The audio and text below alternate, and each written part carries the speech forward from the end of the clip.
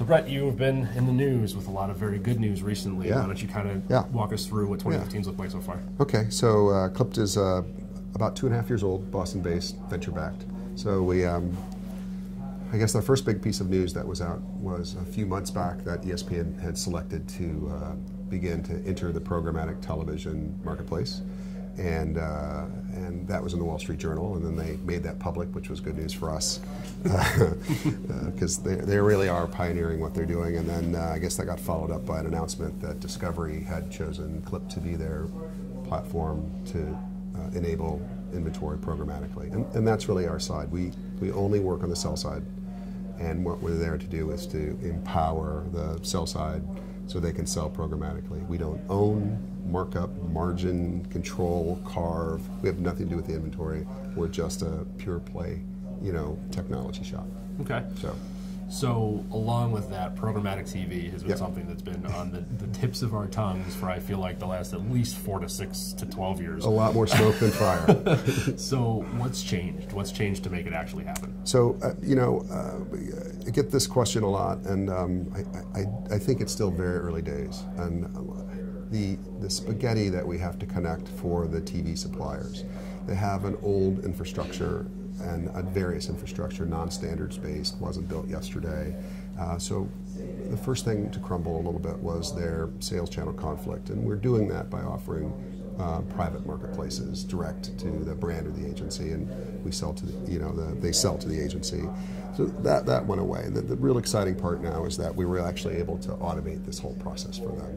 And this is so hard because all of their traffic and billing systems are unique.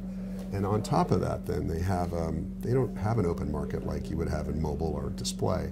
So where their inventory lives is unique to them, and the confusing part is they're like, I get this thing that comes in, and I'm used to answering the question with how many adults 18 to 49, and now somebody says, I don't care about that. I want to know how many are going to buy a new Jaguar. Right, right. And they go, well, how would I know?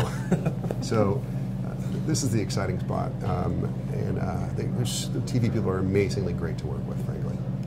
So, activation of that data, it's really empowering, to use your language. Yeah. What's the next thing that those guys have to kind of be on the precipice of and looking out for to make sure that this keeps getting better? Yeah.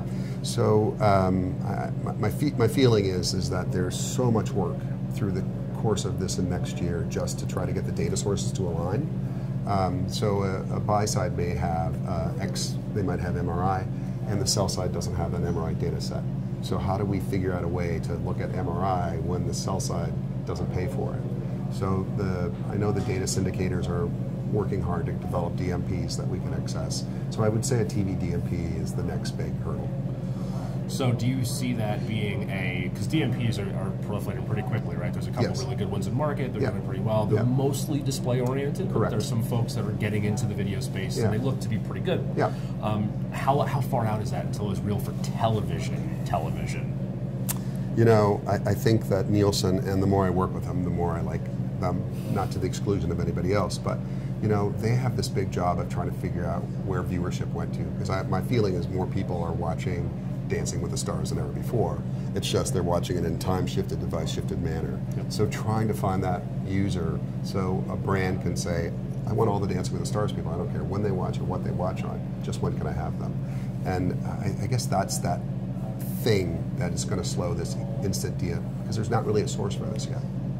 So set-top box derived behavioral data is intent to view, and it's interesting, but you can't combine it with a Nielsen primary currency and make something out of it.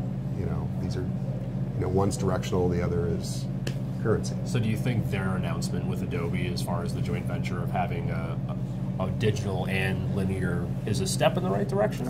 I don't know. I really, honestly, I don't know. And I talked to Adobe a little bit, and Facebook knows everything that you do, right? When you're not watching TV. But then they can't really meld those two households together. Some of this has to do with changes in privacy, I'm sure. The fact that our email providers read our email, and yet, Congress prohibits the, Comcast from letting someone know what you watched on TV. Right.